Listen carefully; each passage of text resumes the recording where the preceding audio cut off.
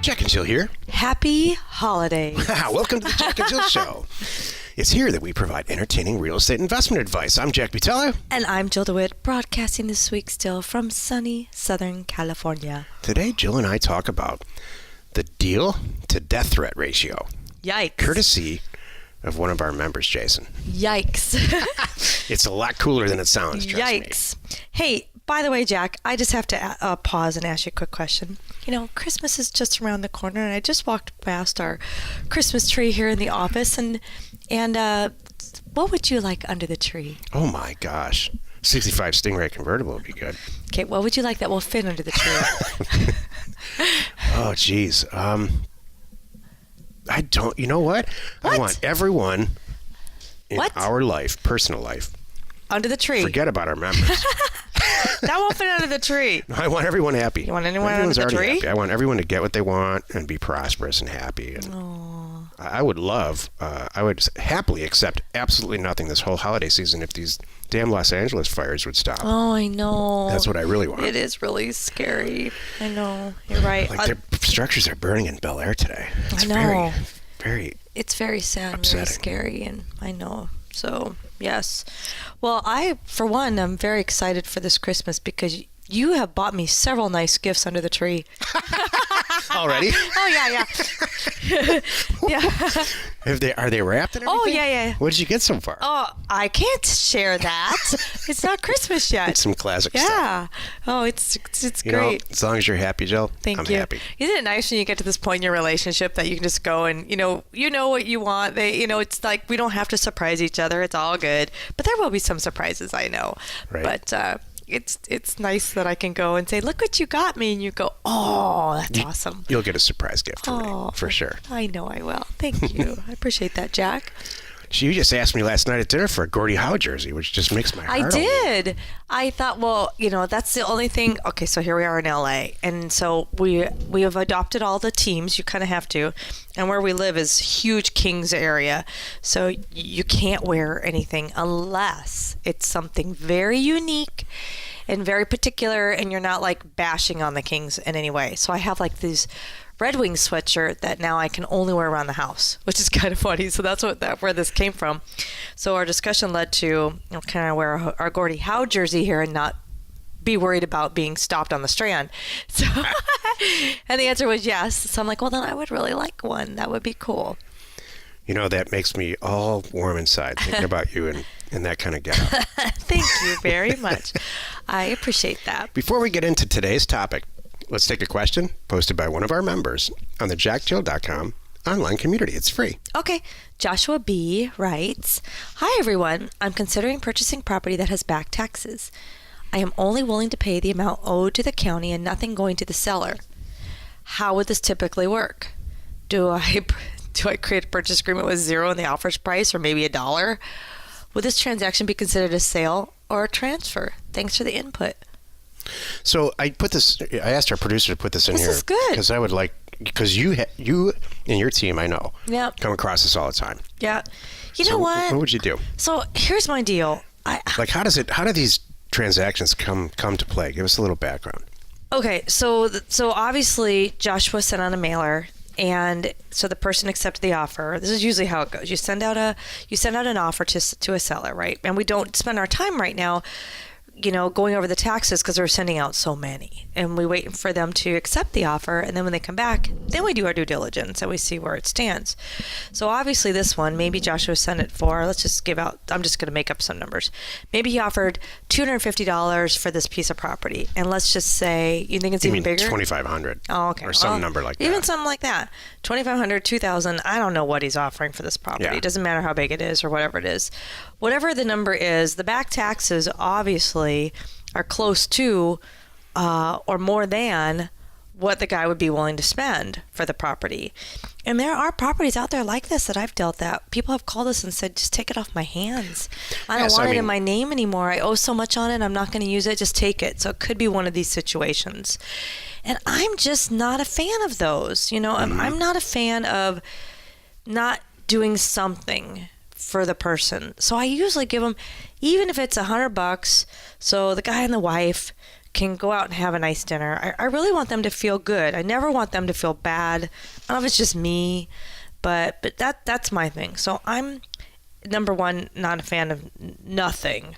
But if they really, because here's the thing too, you want the guy motivated to sign the deed and, complete the transaction with you. And if he's just giving it to you, there's not much motivation here, But if you're giving him a little something, so when the notary comes to the guy's house, yeah, never mind, you're paying for all the closing costs and all that good stuff. When the notary comes to his house to sign, you want him to feel good about something. So that's what I do. And even in those situations, do I recreate a purchase agreement with the new offer price and all that? No.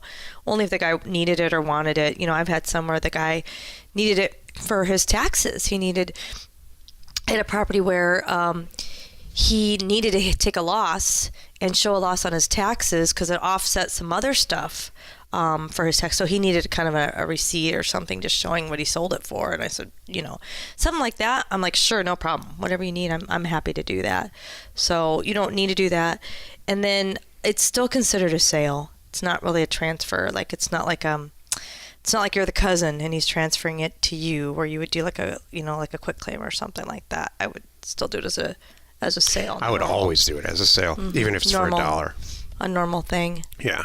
So, would you have more to add to that? Yeah. Okay. So this business of rural vacant land, purchasing and selling it, is, if you're in real estate at all, if you have any experience at all, including watching your parents buy and sell a house when you're younger, it requires you to really rethink the whole thing in a really positive way. It's very, very common in this business to have back taxes in excess of the value of the land. Mm-hmm.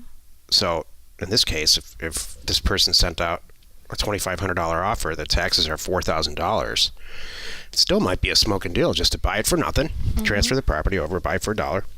List it for $6,000 or $8,000. So you still owe, now you owe the taxes, by the way. It's not like, the taxes transfer with the property regardless of who owns it. That's a good one. So you have a $4,000 liability. You just got a free property, quote unquote, air quotes, with $4,000 of back taxes. Hopefully it's worth a lot more.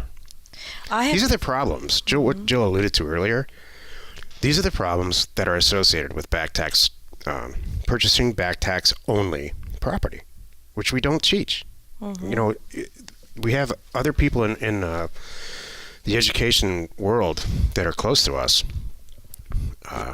teach this concept of only sending property or only purchasing back tax property. It's a really bad idea. Well, this is one of the beautiful things about our new company, Title Mind. We had a guy come to us who's not in our community, and he was using our company, and he thought that, hey, I'm buying this property, but I don't want the back taxes. So this is very interesting. He asked our company, Title Mind, who's just doing the escrow close for him, if we would write something in the deed that says he does not want to. This is good, right? You didn't know about this one, so this is good. So and then this is helpful and timely for this. He didn't know. He thought, I want to add something in the deed that says I don't want to assume the taxes owed on this property. I only want to take the property. How do you deal with this stuff with a straight face? No, it's just nice, and I know. So no, and it was a good question, and my team politely said, hey, I'm sorry. That just goes, number one, we can't write that in a legal description, or on a deed that I'm only buying the property, not assuming the back taxes. Number one, you don't do that. And number two, no matter what, you can write anything you want in there, you're still going to get the back taxes. Yeah. Because the back taxes always go with the property. They don't. Yeah. This is a good timely thing to share here.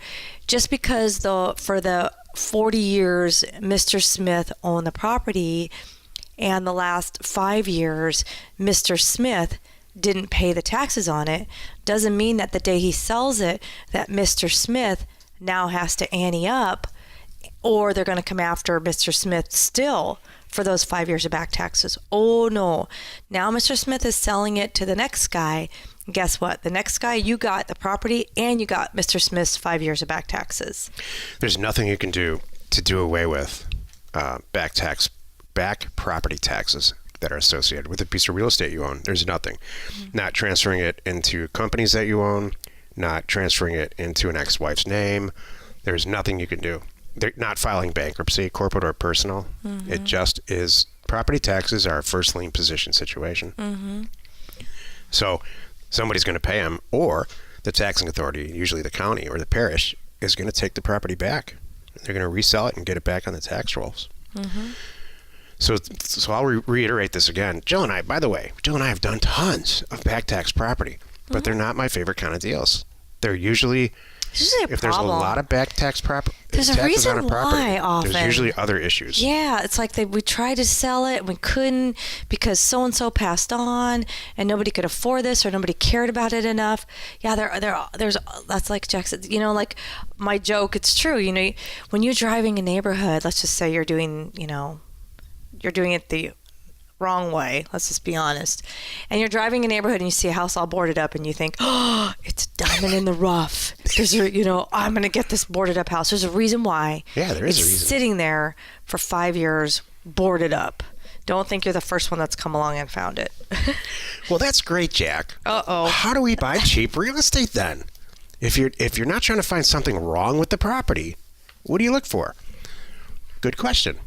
You look for a situation. Wouldn't you rather get a phone call after you sent a bunch of offers out from a woman who says, thank you so much for sending this letter and this offer. I would love to sell you my house or my piece of property. In fact, it's so great that you just sent it because all my kids are out of the house and they're gone to college. And it's Christmas time and I can use Christmas, the cash. And I'm going to actually move to Las Vegas. I would love to not have to clean my garage out. Las Vegas. And I don't want to clean my garage out, and I know my house needs to be re-landscaped, and I haven't had a new kitchen for 35 years. I would love to sell you my house for $180,000. I know it's worth $300,000, right? But $180,000 is fine. I just want to get out of town. Yep. Thank you so much. This kind of call we get every day, and most of our members get every day if you send enough mail out.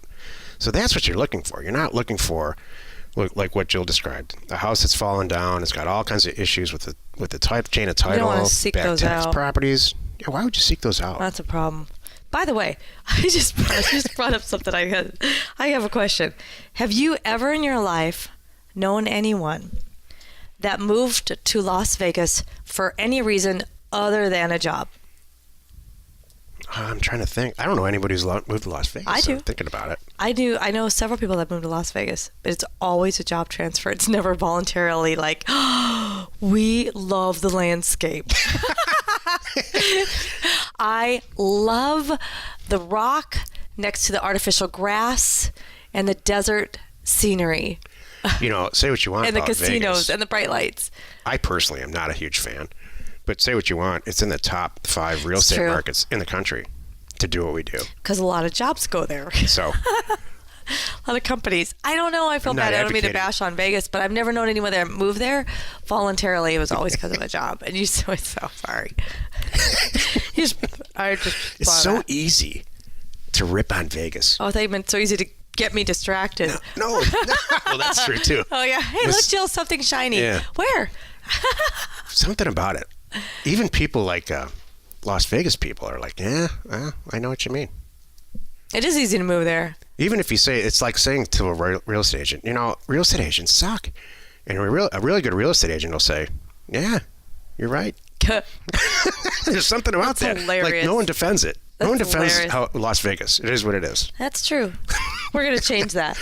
Today's topic, deal to death threat ratio. What the heck is that? Courtesy of Jason C., one of our members. This is the meat of the show.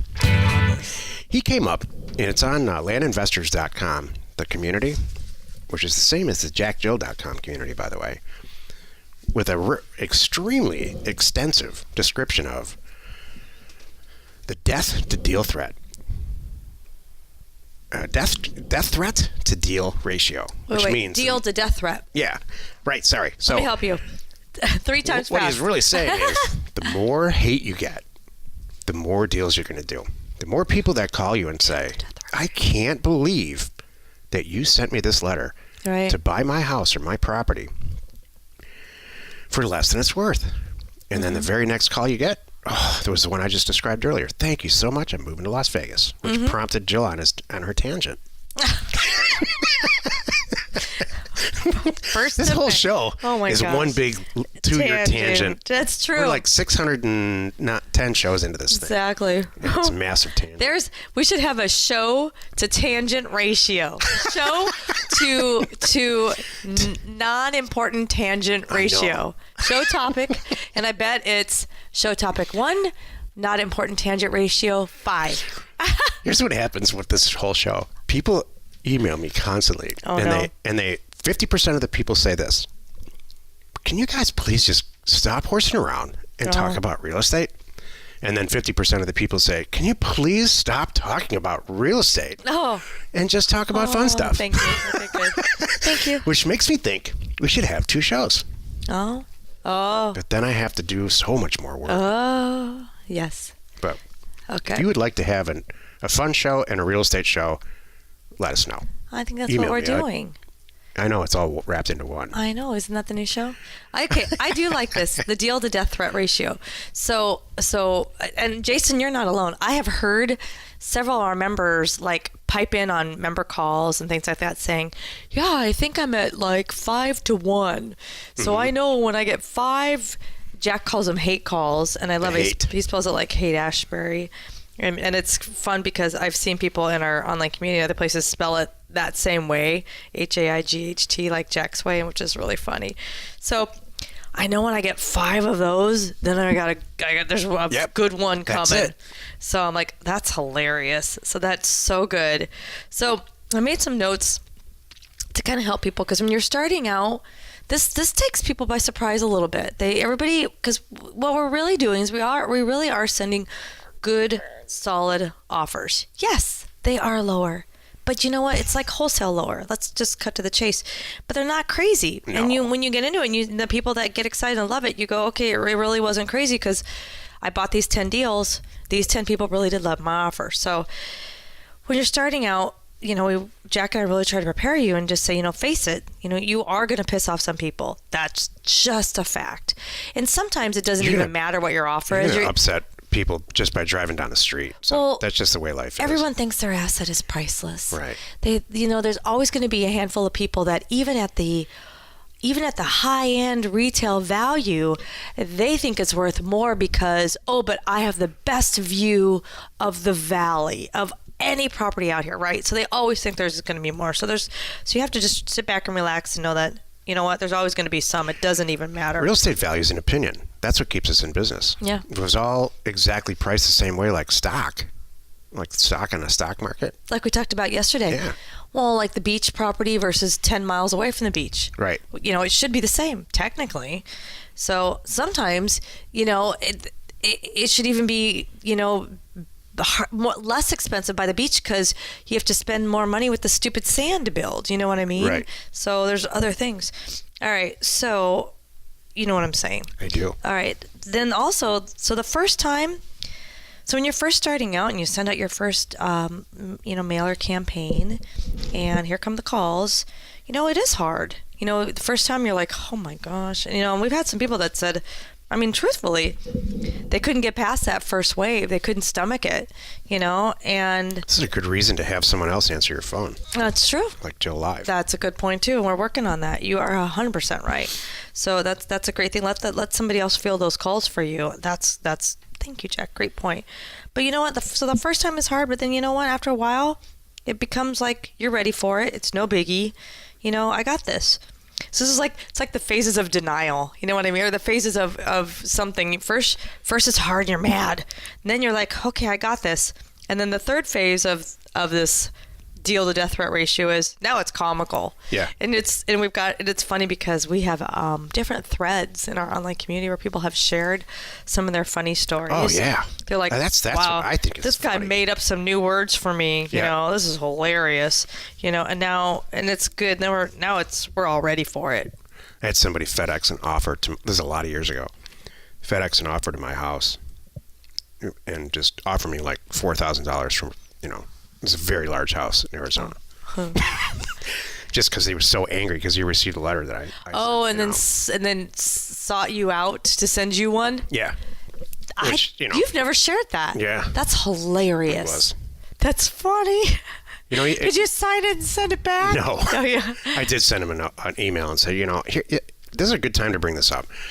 It's really important to have some canned responses for stuff that's going to happen. Yes. If you That's know good. you're going to send some undervalued, which is what we're in the business here. This is what we do. I've developed some canned responses that just turns it off, and I share these with our people that answer the phones, and it works. Mm-hmm. What I told this guy that sent an offer to my house is, you know what? You're right. I clearly made a mistake in my pricing, and I apologize. Mm-hmm. I wasted 55 cents. Yeah. So it's on me, not you. Yep. I'm sorry to bug you. And you know what? They become your friend and they sell you their asset. Mm-hmm. They don't call you back unless the opposite of love is not hate, right? It's indifference. Mm-hmm. So if they're calling you with all this hate, maybe they really do, and deep down, maybe they don't even know it. Do want to sell you their asset. That's my whole thing on these. You're the master at that. Right. When you get these calls back, depending on the person, there's a lot of people that just flat out don't want to sell. But there's a few that really are on the fence, and when they're, so that whoever answers your phone, you want to make sure they get whatever information that they can, because there might still be some gold in there, like Jack's saying. I've had several that I've made a joke about, like, oh, whoops. And if I can get them to kind of laugh about it and go, obviously we forgot a zero. I'm so sorry. Well, what are you asking? And then there's times that they ask something that I just want to laugh at them. There's certain times in the past where I've sent a mailer out and it's been, I just totally goofed. Yeah. I sent offers out for $5,000 on property that's literally worth $500,000 because of the data mix-up or some stuff that, it was nobody's fault but mine. Mm-hmm. And so when that happens, you just kind of unplug the phone. Yeah, it's okay. You are going to make mistakes. This is an easy one to make a mistake when you're right out of the gate, too. So don't worry about it. But when they call you back, you got some traction. You might have something there. In a regular mailer, too, if you're brand new, we don't do this anymore and we haven't done it for years. But what ends up happening is people will call back and they will hang up. If you don't have an answering service and no one answers the phone, a lot of people just call and they'll hang up. And so you have this list of phone numbers that you're staring at that you knew they called back on the mailer. Mm-hmm. And you have caller ID, so you have their phone numbers. What I've done in the past, and I did it early on, was I call them back and say, look, this is Jack.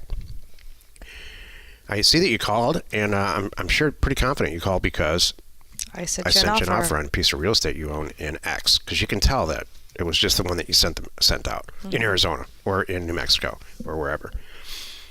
And they'll say, they'll either call you a bunch of words and you can deal with it, or they'll say, yeah, I'm really glad you called back because I do need to sell that property. Mm-hmm. There's a great way to, if you keep a database of those throughout your career, eventually you can hire somebody to start calling around. Mm-hmm. We've done that too with a great, it doesn't yield the regular percentages, but it's a good way to mine through some stuff. Mm-hmm.